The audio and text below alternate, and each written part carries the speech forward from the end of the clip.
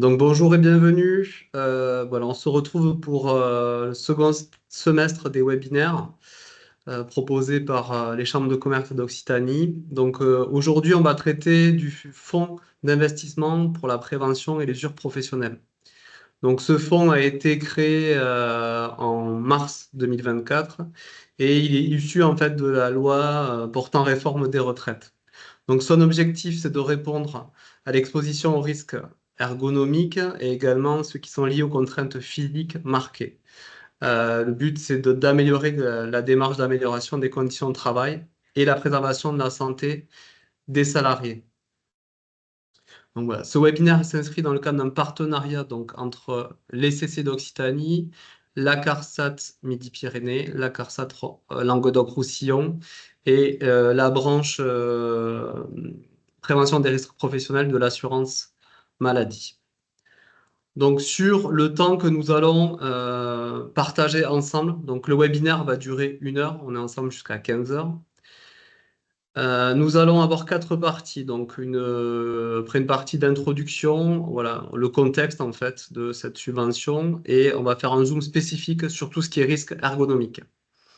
Ensuite, nous verrons quelles actions pour les entreprises seront présentées, et également donc les démarches à faire pour pouvoir postuler donc à ce fonds d'investissement. Il y a une partie question qui sera à la fin, mais on vous donnera la possibilité, en fait, après chaque partie, il y aura une partie questions-réponses. Donc, n'hésitez pas, en fait, à poser vos questions via l'intermédiaire de l'espace conversation, dans le chat, et on les reprendra à chaque fin de webinaire. Donc, je suis Vincent Garneau, je m'occupe donc de tout ce qui est coordination sur les thématiques santé, sécurité pour la CCE Occitanie. Donc, je serai votre animateur et donc Samuel Métayer, qui est ingénieur prévention donc à la CARSAT et responsable de tout ce qui est offre entreprise, co-animera ce webinaire avec moi. Ensuite, nous aurons donc 2 expertes du FIPU, donc Hélène Guéguen pour la CARSAT Languedoc-Roussillon et Hélène Castro pour la CARSAT Midi-Pyrénées. Voilà, donc ce webinaire sera enregistré, le support vous sera également transmis par votre conseiller CCI local en fin de webinaire. Voilà, il ne me reste plus qu'à vous souhaiter un bon webinaire et je passe tout de suite la parole à Hélène Castro pour la partie introduction. Alors bonjour, en fait, c'est Hélène Guéguin Ah, qui va vous pardon. parler du Languedoc-Roussillon. C'est vrai que c'est l'inconvénient d'avoir 2 Hélènes qui présentent. Hem, donc en introduction, peut-être un petit mot. Donc au niveau des CARSAT, nous sommes encore sur 2 CARSAT, une en Languedoc-Roussillon, une en Midi-Pyrénées. Donc d'où cette présentation à double tête, à double Hélène. Sur cette diapo, vous avez les noms des interlocuteurs, en fait. Donc, côté Languedoc-Roussillon, donc je suis moi-même ingénieure conseil et je suis responsable du service incitation financière et pilotage. La cellule incitation financière, vous avez 3 personnes susceptibles, en fait, d'être en contact avec vous, hein, sur les incitations financières. Donc Anne Borguero, Stéphanie Carrière et Nathalie Ménadier. En Midi-Pyrénées, du coup, je me permets de présenter pour toi, Hélène, la responsable du pôle, c'est Pascale Courtois-Igounenc.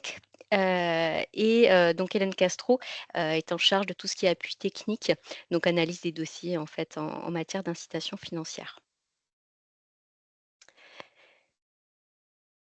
Alors, comme Vincent Garneau vous a présenté, on va déjà démarrer par une petite introduction par rapport à ce nouveau fonds qui a été créé.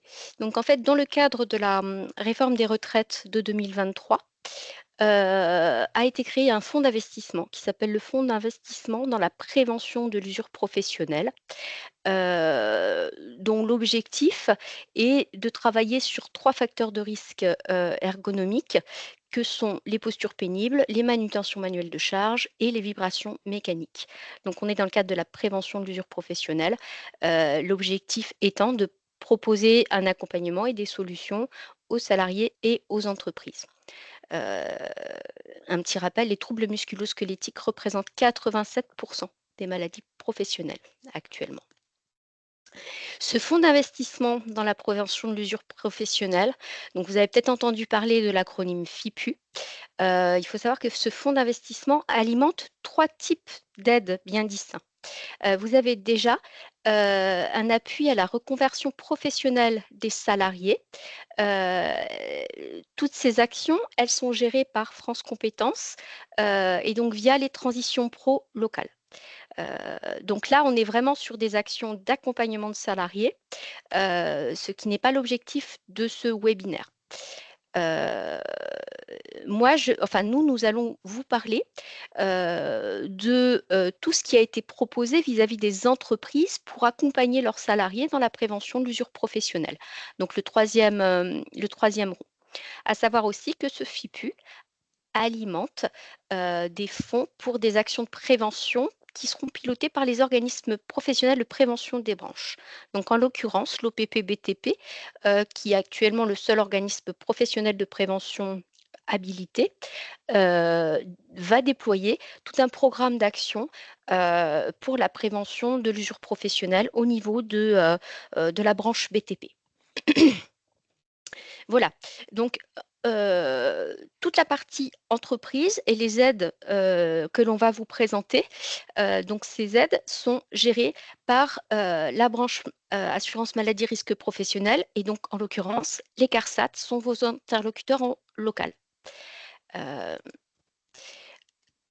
Notre outil pour déployer ces actions de prévention de l'usure professionnelle, c'est une subvention qui s'appelle subvention prévention des risques ergonomiques, donc que nous allons vous, présenter. Heu, Cette subvention prévention a été lancée le 18 mars 2024. Donc elle est encore récente, mais vous allez voir que, elle offre pas mal de possibilités pour les entreprises. Donc c'est pour ça que c'est important d'en parler le plus possible et merci à la CCIO de jouer le jeu par rapport à ça. Hem Donc d'abord, le contexte. Pour vous expliquer, un petit mot, sur, l'action des CARSAT et les pôles incitation financière des CARSAT.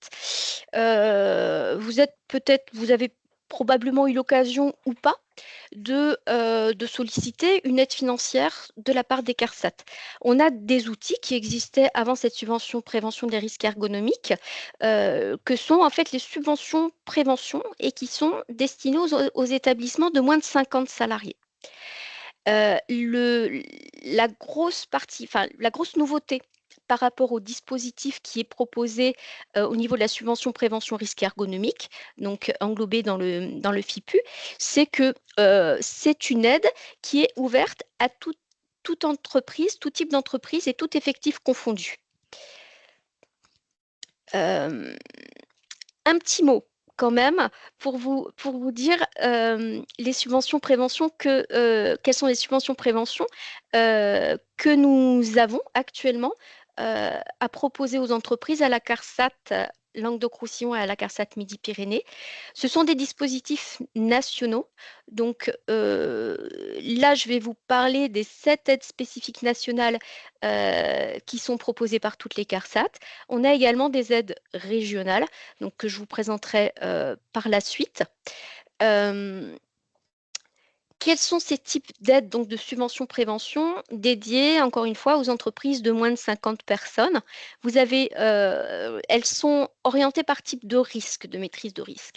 Donc vous avez notamment une subvention qui concerne tout ce qui est risques psychosociaux, où l'objectif, c'est de pouvoir accompagner en fait une démarche de diagnostic ergonomique, de diagnostic risques psychosociaux, ou un accompagnement par un consultant dans des entreprises, qui ont des problèmes liés aux risques psychosociaux.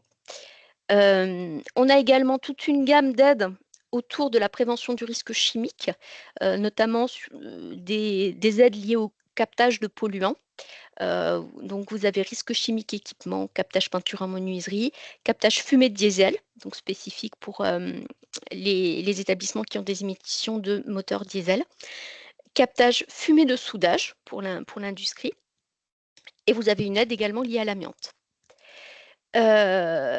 Pour le BTP, on propose également une aide spécifique qui s'appelle Top BTP, où l'objectif, c'est la prévention de tout ce qui est chute de plein pied et de hauteur. Donc, on finance notamment des échafaudages et autres types d'équipements. Ces aides sont plafonnées à 25% et on aide entre 25 et entre 50 et 70% de l'investissement qui est fait. Voilà, je continue parce qu'on a pas mal de choses à vous dire. Donc, un mot avant de passer la parole à Hélène Castro. Je vous présente 2 aides régionales que nous avons donc spécifiquement en Languedoc-Roussillon, donc des aides que vous ne pouvez pas demander si vous êtes de Midi-Pyrénées, mais à l'inverse, ils auront d'autres aides à vous proposer.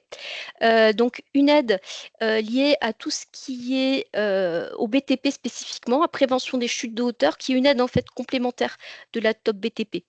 L'idée, c'est aussi de travailler sur tout ce qui est conditions d'hygiène sur les chantiers et d'accompagner dans les investissements. On a également une subvention qui s'appelle Chute Interpro, qui est pour la prévention des chutes de plein pied et de hauteur pour tous les secteurs d'activité. On finance notamment des sols antidérapants ou des dispositifs pour le travail en hauteur. Voilà pour ma partie, je vais passer le relais à Hélène.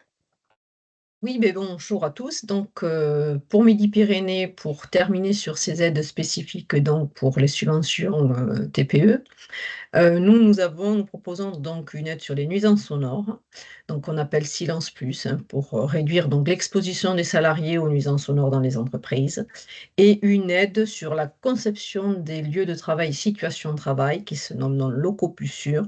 Donc là, on va traiter de manière plus globale donc les risques professionnels qui sont liés à la conception des locaux, donc en amont, hein, en amont d'une réalisation ou d'un projet. Donc ça, ce sont les aides, donc, comme vous l'a expliqué Hélène, spécifiques, les aides subventions inférieures pour les salariés inférieurs à 5, pour des entreprises, excusez-moi, inférieures à 50 salariés. Par la suite, attendez, je n'arrive pas à faire avancer le diaporama, je n'ai pas la main. Voilà. Donc là, nous allons revenir donc sur la subvention pour laquelle vous êtes connectés aujourd'hui, donc sur la subvention risque ergonomique, et je vais rentrer un peu plus dans le détail donc sur l'aspect, sur les actions que l'on va financer dans ce cadre-là. Donc il y a 4 points qui sont finançables par les CARSAT.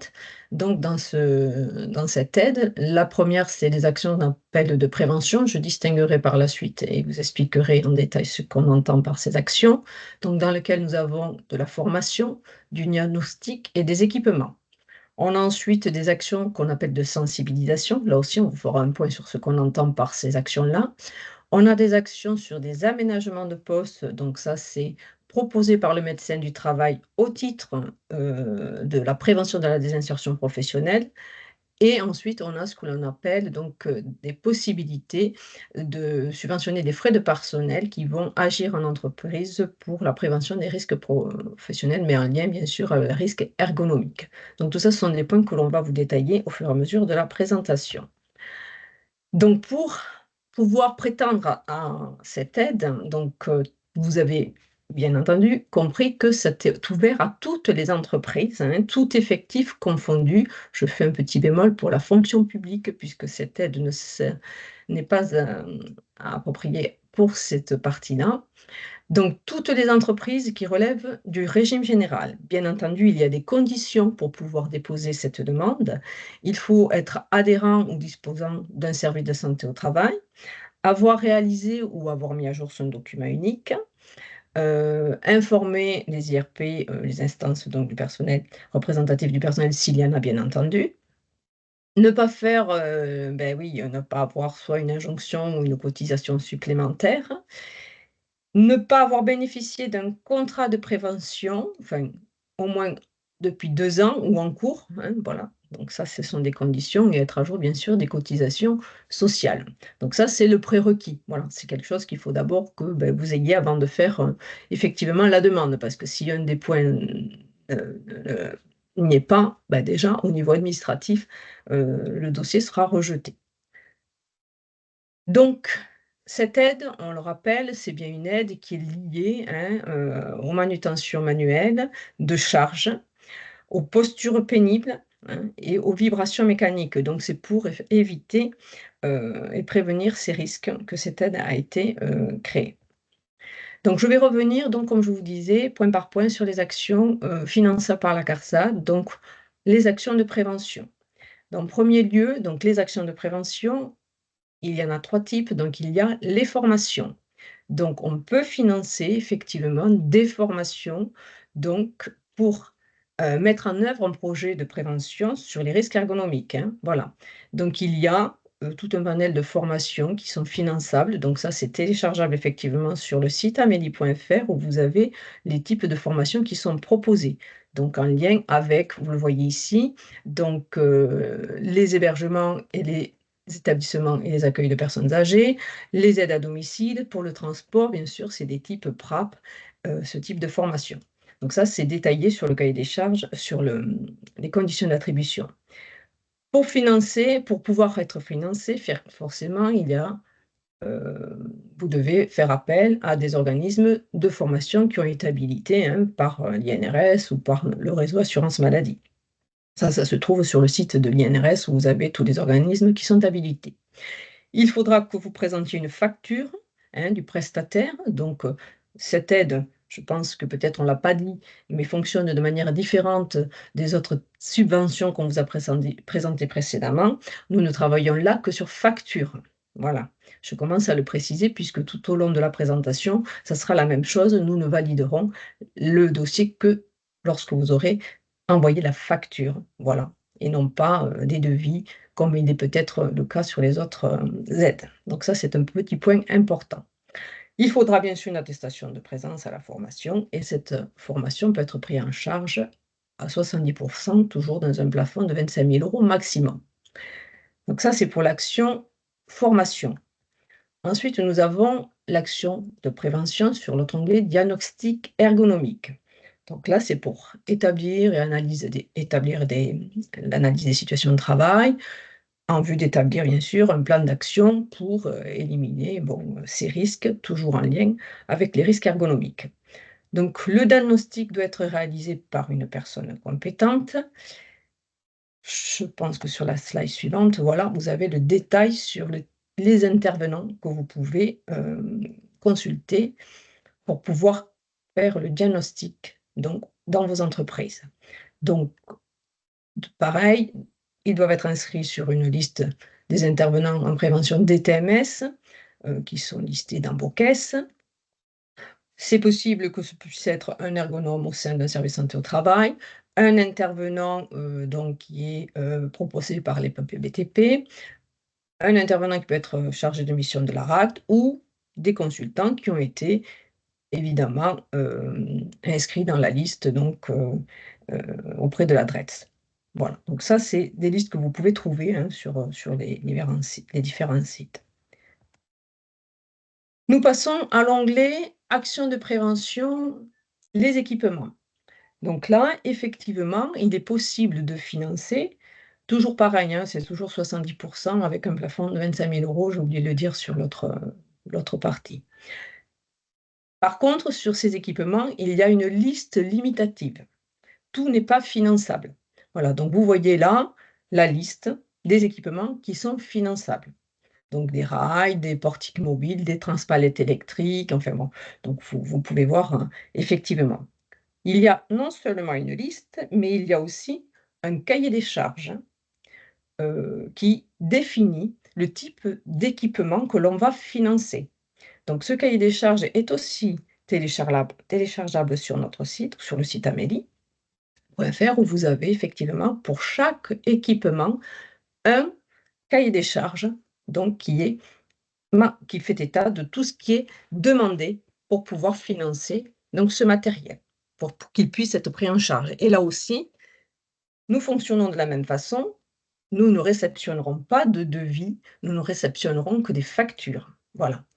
De plus, sur cette, voilà, il y a des exemples de matériel qui sont, effectivement finançables, mais j'insiste beaucoup sur le fait qu'il faut qu'il soit en dehors du fait qu'il s'appelle table élévatrice, il faut aussi qu'il soit conforme au cahier des charges que qui est en annexe de cette aide.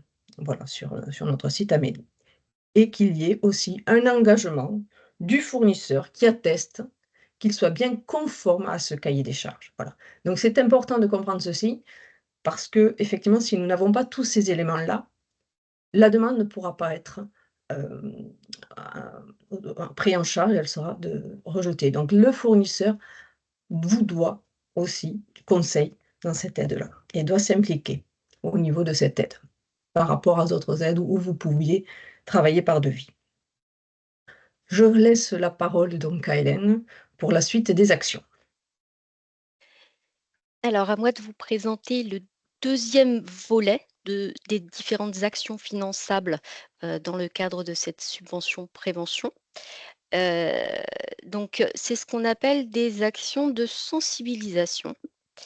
Alors qu'est-ce que ça englobe, pardon? L'idée, c'est, de travailler sur la possibilité aux entreprises de sensibiliser leur personnel aux facteurs de risque ergonomique.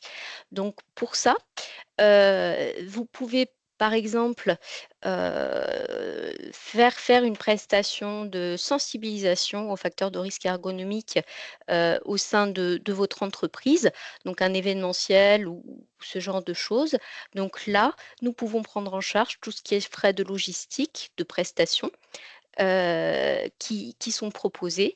Donc là, comme le disait Hélène, ce qu'on demande, c'est une facture acquittée et une attestation comme quoi effectivement l'objet de la prestation est bien en lien avec la sensibilisation aux facteurs de risque ergonomique. Donc voilà quelques exemples, ça peut être aussi des flyers tout simplement, des infographies. Donc là voilà, heu, tout ce qui, peut être financé dans le cadre de ces actions de sensibilisation. On est encore avec une prise en charge à 70 dans un plafond de 25 000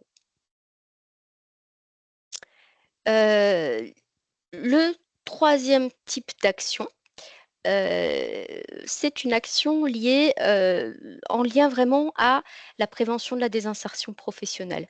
Donc, dans ce cadre-là, pour des salariés qui sont en risque d'inaptitude, hein, très concrètement, heu en lien avec l'usure professionnelle, ou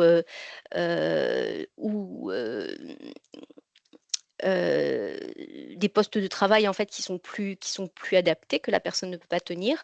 Là, si en accord avec le médecin du travail, si le médecin du travail fait des préconisations d'aménagement de poste, hem on peut prendre en charge, ces aménagements. Donc pour ça, heu, quels sont les critères? En fait, c'est une demande pour un salarié, en risque de désinsertion professionnelle, heu et dans ces cas-là, si par exemple il a besoin d'une table élévatrice spécifique pour continuer à exercer son activité, heu, l'entreprise peut, investir et nous proposer, la facture. Pour nous, le traitement administratif, on a besoin, de l'avis d'aptitude ou d'aptitude sous restriction du médecin du travail, dans lequel il détaille les aménagements de poste qui sont nécessaires de faire. Donc là, sur cette base-là, sur la base des aménagements qui ont été réalisés, par l'entreprise, avec la facture acquittée, on prend en charge, là aussi encore à 70 dans un limite de plafond de 25 000 € par opération. On demande également une attestation de l'employeur qui justifie que le salarié, est bien en fait sur un poste en lien, aux différents facteurs de risque ergonomique qu'on vous a déjà exposés. Donc, là, ce qui est, pour pouvoir prétendre en fait à ces aménagements de poste, ce qui est vraiment important, c'est qu'on ait l'attestation du médecin du travail qui explique bien en fait la problématique et les aménagements qu'il préconise. À savoir également que ces aménagements de poste peuvent être travaillés avec la GEPFIP si la personne a également une reconnaissance en qualité de travailleur handicapé. Et donc là, il peut y avoir jusqu'à un reste à charge 0 sur ces aménagements de poste en lien avec la GEFIP.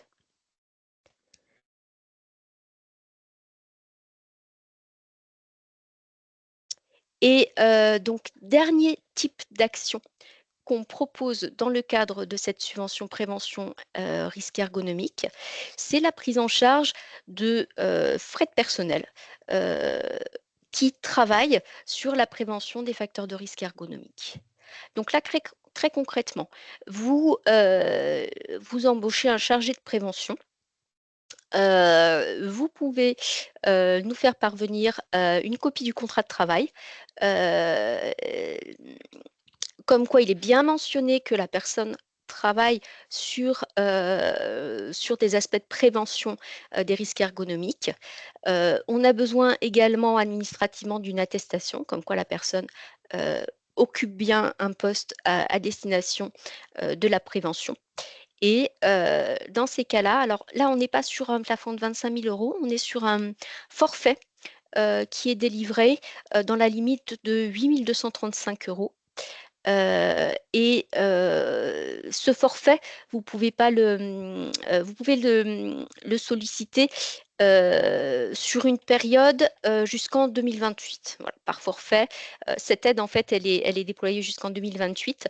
Donc voilà, vous ne pouvez pas prétendre chaque année à ce forfait, mais donc juste une seule fois sur la période 2024-2028.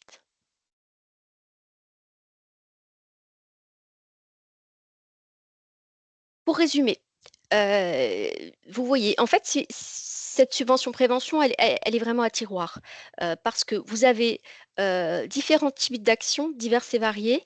Donc, on vous a résumé là, en fait, les actions de prévention, je vous rappelle, diagnostic, actions de formation et équipement sur liste limitative avec cahier des charges.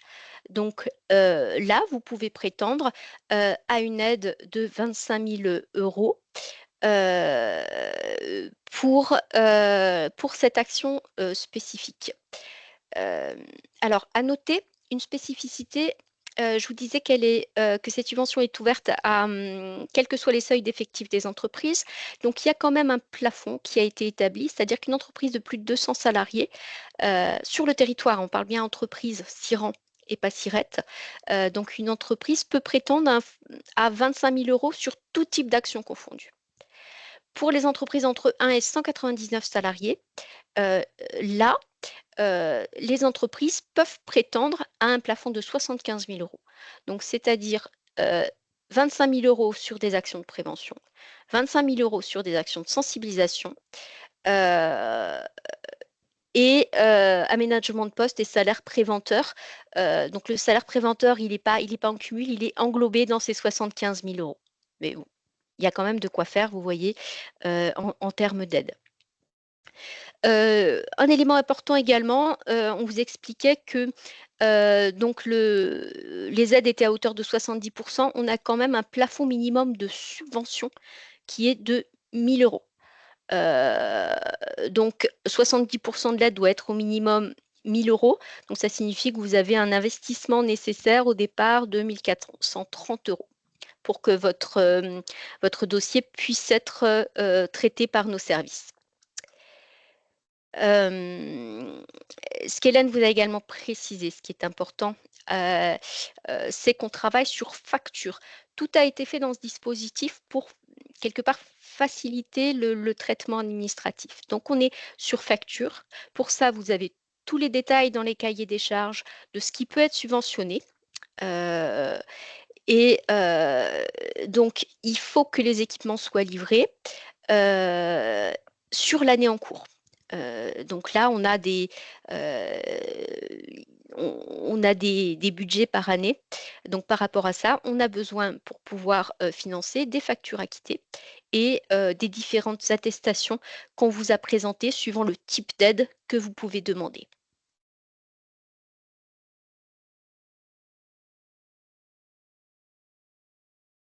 Un Merci pour toutes dernier, ces précisions.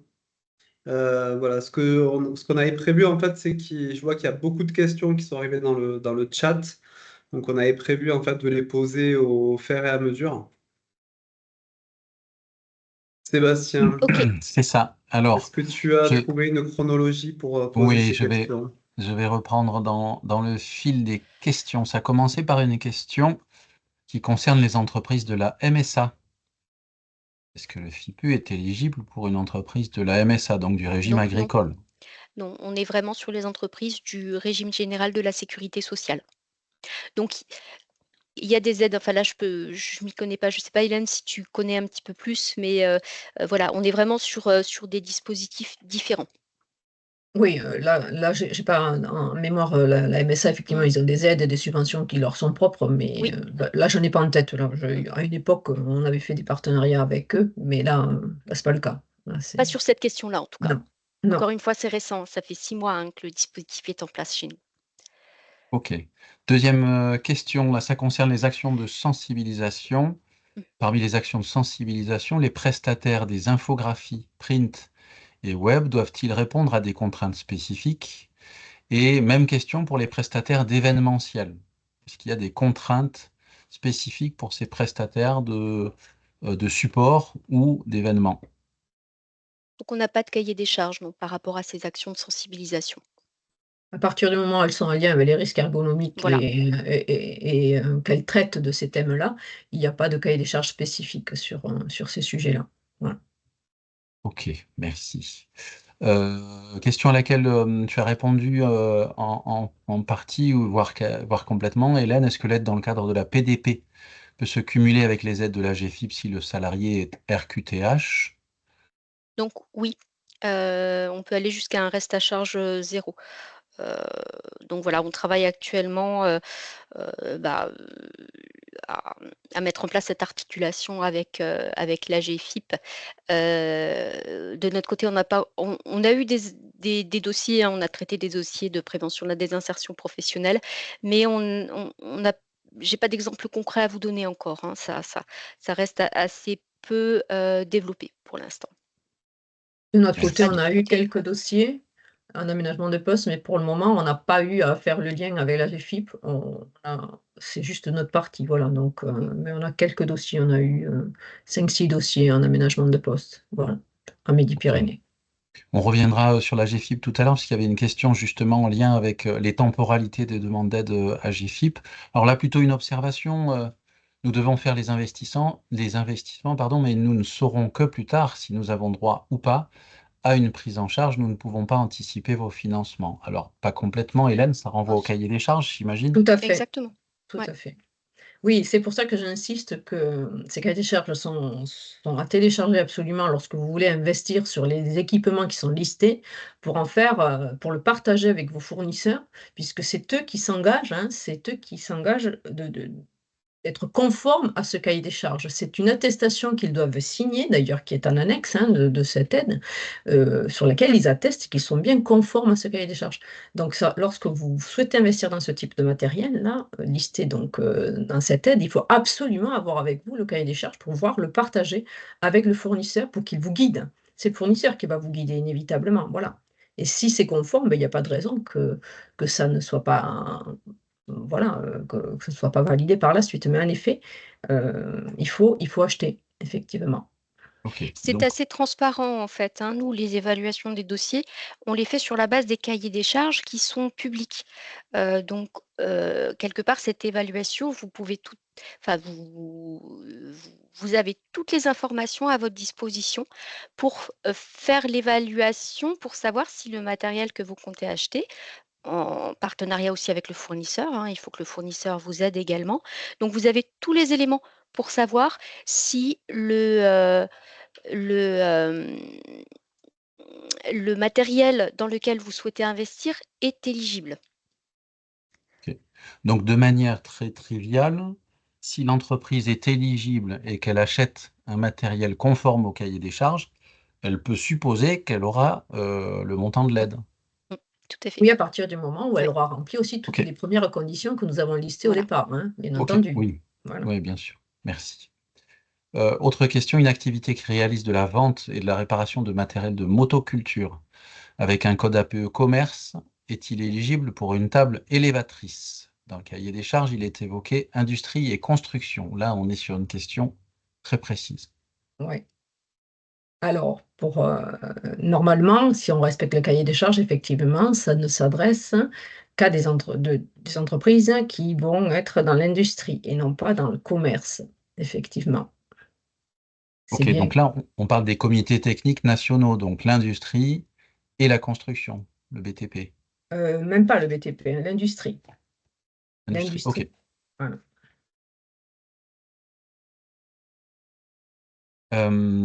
Alors, oui, je disais tout à l'heure qu'il y avait une autre question en lien avec l'AGEFIP. Pardon, il y en avait une autre avant. Il faut déposer le dossier avant la signature d'un devis ou bien faut-il avoir engagé avec une facture pour déposer le dossier? Toujours en lien avec l'incertitude sur l'aide, mais ça revient finalement à ce qu'on disait sur le cahier des charges, hein, Pour la facture et l'attestation du fournisseur. Un devis sera forcément rejeté au niveau administratif. ça.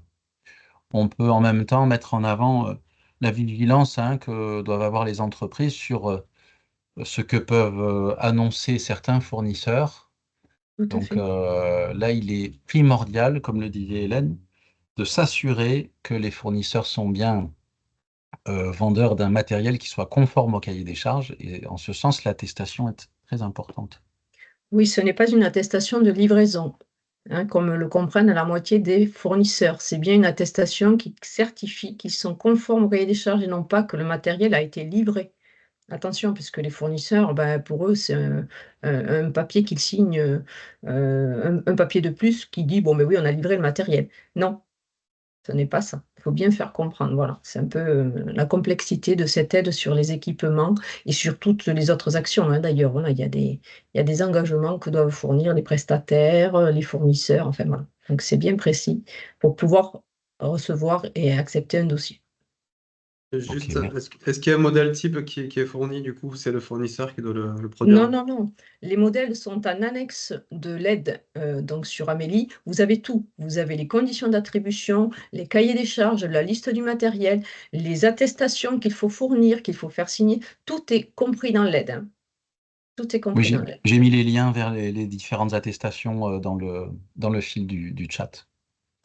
Merci Hélène. Voilà la question AGFIP. Par contre, pour bénéficier des aides AGFIP en cofinancement, c'est plutôt un point de vigilance. Attention, car il ne faut pas que l'achat ait eu lieu contrairement à l'aide de la CARSAT, ce qui voudrait dire qu'en termes de temporalité sur un aménagement individuel et dans le cadre de la PDP, il faut faire la demande de subvention AGFIP avant et la demande CARSAT après. Oui, c'est Ça fait partie des choses effectivement sur lesquelles on travaille. Quand on est vraiment dans le cadre de la prévention de la désinsertion professionnelle, il y a les services sociaux des CARSAT aussi qui peuvent intervenir, les services prévention et santé au travail. Donc il faut vraiment, il y a tout ce travail en amont et nous, on arrive vraiment en fin de course. Voilà. C'est un petit peu effectivement, bon, bah, l'investissement a été fait. Nous, voilà, on prend en charge à hauteur de 70 mais effectivement, comme, on est sur prestation réalisée en fait, voilà, il faut que tout ce travail, de réflexion, ait été fait en amont avec les partenaires effectivement. Oui, avec la médecine du travail, de toute façon, qui a déjà vu, le salarié ou la salariée qui a des difficultés, enfin, donc il y a quand même, voilà, une préparation avant que le dossier arrive, il y a eu une préparation parce qu'on est bien, comme l'a dit Hélène, sur une personne, un salarié ou une salariée, voilà, hein, c'est pas d'investissement pour, l'ensemble de l'entreprise. C'est vraiment un lien avec une personne qui peut être en désinsertion professionnelle. Ok, merci. Il nous reste 4-5 questions. Celle-ci va trouver une réponse plutôt positive. On peut arriver en fin d'année et que vous n'ayez plus de budget. Ah, ça, c'est toujours, Mais sur le FIPU, sur les subventions Ah oui, risques pareil, Là, ergonomiques. on a c'est des le sous même. sur le FIPU. Oui, Mais là, il y a des sous, effectivement, mais mais vous pouvez y ça, aller. Pour l'instant, on n'est oui. pas, voilà, on a encore des budgets. Effectivement, l'an dernier, on était en plus sur des enveloppes réduites au niveau des subventions. Donc, on a fait des déçus, effectivement, parce on a consommé pas mal de budget, voilà, dans les 7-8 premiers mois de l'année. Là, par contre, voilà, sur cette subvention, pour l'instant, il y a des budgets de fléchés qui sont conséquents. Merci. Pourriez-vous, s'il vous plaît, confirmer qu'une sensibilisation gestes et postures peut rentrer dans ce cadre et si oui, l'organisme doit être recensé sur l'INRS pour être pris en charge? Alors, ouais, il y a 2 choses différentes. Il y a des formations qui sont, donc au cadre des actions de prévention, pour lesquelles on demande effectivement à ce que les organismes de formation, soient habilités par l'INRS et cette liste de formations qui sont éligibles, elles sont bien cadrées, sur une liste de formations qui est définie, qui est téléchargeable.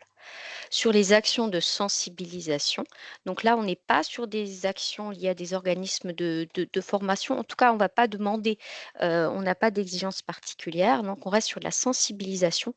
Donc là, on ne demande pas, de prérequis ou de cahier des charges comme on l'a dit tout à l'heure, si on est sur de la sensibilisation. D'accord, merci. Autre question, alors ça fait souci hein, quand même, hein, le fait que la subvention soit acceptée ou rejetée. Comment être sûr, comment être certain que la demande de subvention ne sera pas rejetée? Et ça rebondit un peu sur une question de notre collègue Sandrine de Toulouse. L'entreprise peut-elle contacter la CARSAT avant pour vérifier que le modèle de matériel est éligible? Ce n'est pas Alors encore prévu. une fois, ouais, tous les cahiers des charges, ils sont disponibles. Heu voilà, nous, on se base sur ces cahiers des charges. Donc une autolaveuse, un transpalette, il faut qu'il soit compact, il faut qu'il soit à conducteur non accompagnant, enfin, à conducteur accompagnant. Heu, voilà, vous avez toutes ces infos. Il faut savoir que, bah, nous, on est aussi à effectif constant pour traiter ces demandes de subventions. Donc voilà, effectivement, ce dispositif, il a été prévu pour avoir un traitement administratif plus fluide, et il n'est pas sur devis. Donc effectivement, heu, on, heu on on peut pas s'engager sur des validations, d'équipements. Encore une fois, vous avez tous les éléments sur lesquels, nous basons. OK, merci. Par manutention manuelle de charge, est-ce que cela comprend également la manutention de personnes, professionnels de santé s'occupant de personnes âgées en EHPAD et qui sont à risque de TMS? Oui, tout à fait, ça s'entend puisque sur la liste du matériel, il est prévu et uniquement prévu des rails en H, je précise bien, toujours pareil, hein, c'est identifié bien évidemment, mais il faut que, le dispositif mis en place respecte dans le cahier des charges, en l'occurrence, des rails en H avec des moteurs fixes. Voilà, par exemple. X ou OK, décrochable. Mais voilà, tout est Et détaillé, hein. décrochable, voilà, mais tout est détaillé, voilà, mais il est prévu effectivement Oui. pour ces OK. structures-là. Question d'une collègue de l'OPP-BTP. Pour le BTP, le Diable Montescalier a des critères difficilement trouvables, moins de 30 kilos sans les batteries, autonomie de 20 étages. Il paraît que le Diable à chenilles de marque Zonzini serait pris en charge. Pouvez-vous, s'il vous plaît, nous le confirmer? Alors effectivement, le 30 kilos, ce n'est pas bon, au départ, ça a été notifié sur le cahier des charges, mais d'ores et déjà, on sait par le national que ça a été retiré. Ça n'a pas été retiré effectivement sur celui qui est téléchargeable, mais avec une batterie à monte-charge un monte-diable pardon, qui est moins de 30 kilos, ça n'existe pas. Donc effectivement, à partir du moment voilà, Zanzini a plusieurs, puisque j'ai échangé pas mal avec le fournisseur, plusieurs monte-diables. Il faut quand même qu'il respecte tous les autres critères, hein, le frein, enfin et cetera. Il n'y a pas qu'une histoire de poids. Voilà, il y a d'autres critères à respecter. Donc chez Zonzini, il y a des équipements qui sont totalement finançables, mais toujours pareil, attestation du fournisseur parce qu'il y a plusieurs types chez Zonzini. Voilà. C'est vrai que ce qu'on n'a pas précisé, c'est que ces cahiers des charges ont pour vocation à évoluer et être étendus et ouverts et proposer voilà, de plus en plus de matériel éligible. Donc, par exemple, les Diables Monte-Escalier n'étaient pas sur la toute première version. Ils ont été ajoutés avec, voilà, avec cette petite coquille, hein. Il y a encore voilà, des ajustements à avoir. Donc, ça évolue. On devrait avoir une prochaine version. Voilà. Et on espère, nous, hein, parce qu'il faut savoir que le dispositif, hein, il est complètement verrouillé par le national, hein. Nous, on applique ce qu'on nous propose, enfin ce qu'on nous demande d'appliquer. Donc, on fait remonter régulièrement, les Diables Monte-Escalier, par exemple, ont été plusieurs à avoir fait remonter cette demande. Voilà, on travaille sur des monts de charge également. Enfin, voilà, c'est des demandes qui viennent du terrain, qu'on remonte et qui sont voilà, prises en compte. On espérerait plus rapidement et vous proposer des cahiers des charges plus étendus rapidement, mais voilà, on fait avec. Ça progresse, mais enfin, voilà l'explication en tout cas pour le Diable Monte-Escalier aussi. Ok. Très bien. Ce que je vous propose, c'est qu'on, vu qu'il y a un temps de questions à la fin, Oui, on va continuer sur le diaporama, sur oui, les démarches. Et comme ça, s'il y a des et on personnes qui ont des enchaînera. contraintes en fin de, vu qu'on avait prévu 1 heure, voilà, ceux qui pourront rester, on finira les questions et on va comme ça, on avance sur le support. Voilà, Ouais. donc Merci pour vos cette réponses déjà. partie va concerner tout ce qui va être, voilà, comment faire votre demande. Voilà, donc vous voyez, ça a été ouvert au 18 mars. Toutes les demandes se font en ligne, donc sur Net Entreprise, compte ATMP. Vous vous connectez et là, les applicatifs ont été mis à jour de manière à ce que vous ayez en visu les subventions qui sont proposées à votre entreprise. C'est-à-dire que si elle fait plus de 200 salariés, on va vous demander l'effectif et on va vous proposer les aides que vous pouvez sélectionner voilà, en fonction de votre effectif et d'autres critères.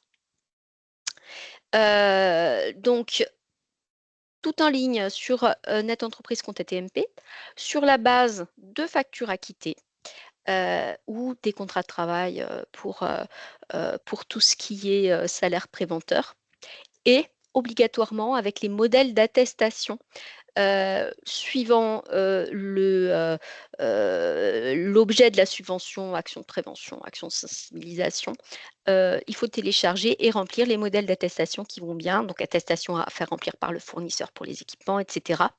Et ça, donc, sur votre compte ATMP, sur la demande de subvention, on va vous demander de télécharger les différents documents. On va vous demander aussi si vous avez bien votre document unique à jour, si vous êtes bien adhérent à un service de prévention et santé au travail. Donc voilà tous les critères d'éligibilité qu'Hélène vous a présentés. Un petit schéma voilà, qui résume ce que je vous expliquais, hein. Donc, effectuer une demande, je précise l'effectif de l'entreprise et en fait, si vous voulez, si vous avez moins de 50 salariés, vous pouvez accéder aux autres subventions prévention qu'on vous a présentées et plus de 50, là, vous pouvez sélectionner la subvention risque ergonomique pour laquelle vous faites la demande. Un point important, donc nous, on les reçoit dans les applicatifs. Si jamais il manque des documents, on vous fait un retour, on vous les demande et on a un délai de 2 mois pour traiter les dossiers. Donc pour traiter les dossiers et pour vous régler, hein. Donc on est sur des délais plus courts, hein. On a 2 mois maximum, mais généralement, de toute façon, vous avez un retour s'il manque des documents, si votre dossier n'est pas éligible. Si votre dossier n'est pas éligible, par exemple, parce que vous nous avez envoyé un devis et pas une facture, dans ces cas-là, on va rejeter le dossier, mais vous pouvez tout à fait refaire une demande avec les bons documents, la facture, etc. Donc voilà, sur le dispositif.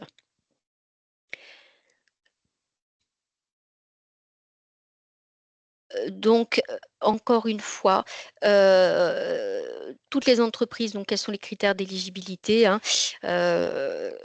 donc adhésion, service santé au travail, enfin voilà, ça c'est toutes les questions en fait que l'applicatif va vous poser. Et donc cette subvention, elle est aussi ouverte aux travailleurs indépendants.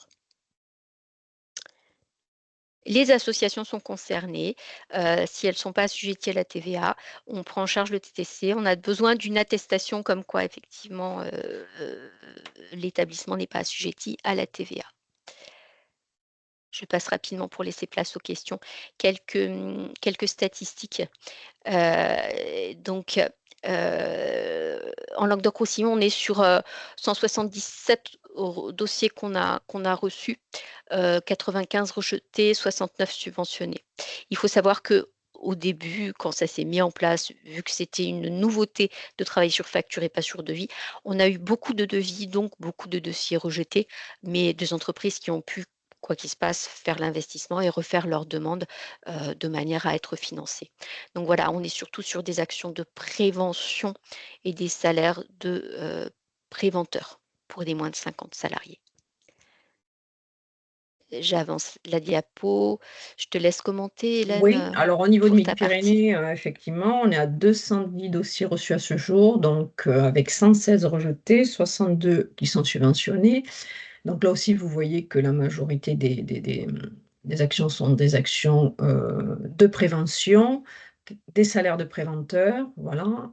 On a mis ici une répartition un petit peu au niveau du territoire, hein, où on a le plus de demandes. Donc, dans les actions rejetées, voilà, c'est comme disait Hélène, nous avons 89 dossiers qui ont été rejetés pour raisons administratives, c'est-à-dire c'était des devis, c'était pas des factures, c'était sans attestation, il n'y a pas l'attestation d'URSSAF, etc. Donc, tout dossier qui va être incomplet, voilà, sous cet aspect-là, va être forcément rejeté.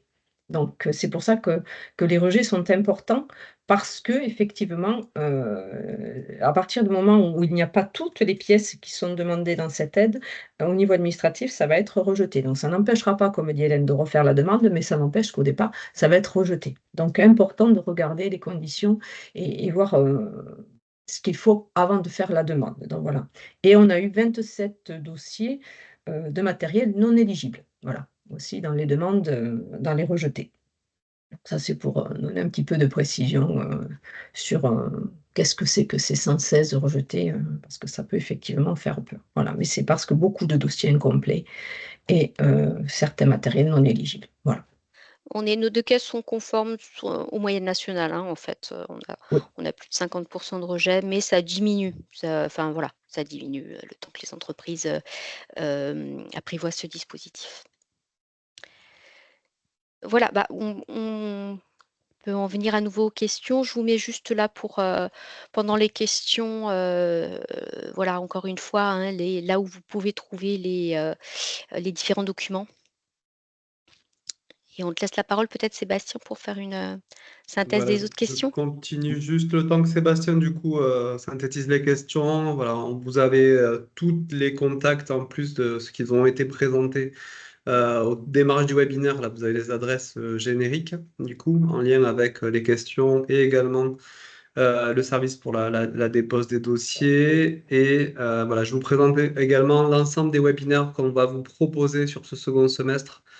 Donc, il y avait celui d'aujourd'hui. Après, il y a une trilogie qui va tourner autour des accidents du travail. Donc, comment les analyser, comment mieux les gérer et quels impacts ils vont avoir sur votre taux de cotisation. Donc, ça, c'est pour tout le mois d'octobre. Donc, les liens d'inscription seront actifs dans le support. Et bon, voilà, les CCI vous relayeront aussi chaque invitation individuelle. Et puis ensuite, donc, sur le mois de novembre, il y aura un webinaire spécifique sur tout ce qui est des insertions professionnelles. Et au mois de décembre, un sur l'accueil des jeunes en situation de formation professionnelle. Voilà, merci. Je laisse du coup la parole pour la partie questions. Vincent. Oui, il reste encore quelques questions. Alors plutôt des suggestions, voilà, pour nos collègues de la Caisse nationale. Il risque d'y avoir des difficultés concernant les codes d'activité éligibles. Le mot industrie reste imprécis. Il faudrait raccrocher les codes risques éligibles pour éviter des déceptions. Donc, Là, voilà, vous des êtes suggestions. pointu, hein, vous posez les mêmes questions qu'on se pose. Oui, oui, Voilà. oui, oui. Et c'est Vous une leur collègue fait de remonter CCI qui d'ailleurs. pose la question. Voilà.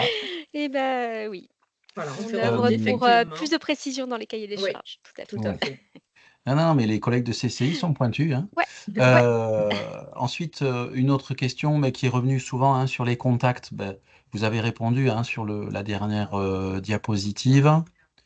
Et puis, une remarque plutôt qui rebondissait sur la réponse AGFIP, hein, pour l'achat de matériel pour une personne en risque de désinsertion, pardon, en 1, aide de la GFIP en amont de l'achat, environ 75% de prise en charge, et en 2, aide du FIPU. Pour le cofinancement, il resterait donc théoriquement 25% pour la totalité. Est-ce que la CARSAT financera donc que, entre guillemets, les 25%? Ah bah oui, on va pas dépasser non plus la somme. Voilà. Il y a un L'objectif, c'est cumul, un hein. zéro reste Oui, à charge, mais c'est pas du voilà, bénéfice quand même voilà. à faire par rapport aux subventions. Ouais, ouais. Non, Donc bien c'est pour sûr. ça Voilà. qu'il faut qu'on se cale avec la GFIP pour, Oui. voilà, pour organiser effectivement les échanges d'informations dans le cas des dossiers. Merci beaucoup pour vos réponses. On en a fini avec les questions. Merci pour vos questions aussi. Voilà.